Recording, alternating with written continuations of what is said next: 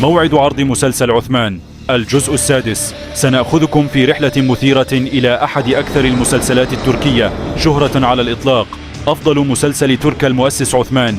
الموسم السادس هنا والحلقة الأولى على الأبواب.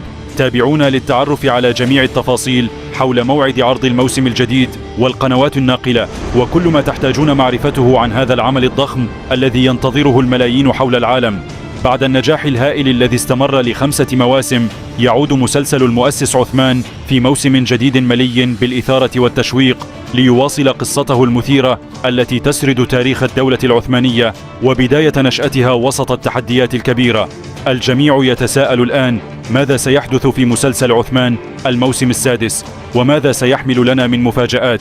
سيبدأ عرض الحلقة الأولى من مسلسل المؤسس عثمان الجزء السادس يوم الأربعاء 2 من شهر أكتوبر على قناة الفجر الجزائرية. يمكنكم متابعة الحلقات كل أربعاء، حيث ستستمتعون بساعتين من الإثارة والتشويق، وستستمر حلقات المسلسل حتى شهر يونيو من العام الجديد.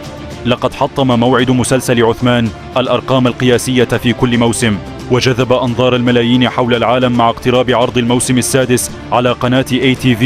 ومع الإنتاج الضخم الذي تجاوزت ميزانيته 100 مليون يورو، يعدنا هذا الجزء بمزيد من الإثارة والتشويق، حيث تتنافس عدة قنوات على عرض الموسم السادس من المسلسل، حيث أن القناة البديل هي الأخرى ستقوم ببث حلقات الموسم الجديد من المسلسل.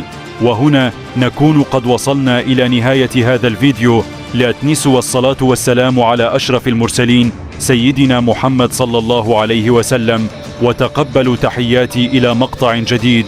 سلام، دمتم في رعاية الله وحفظه.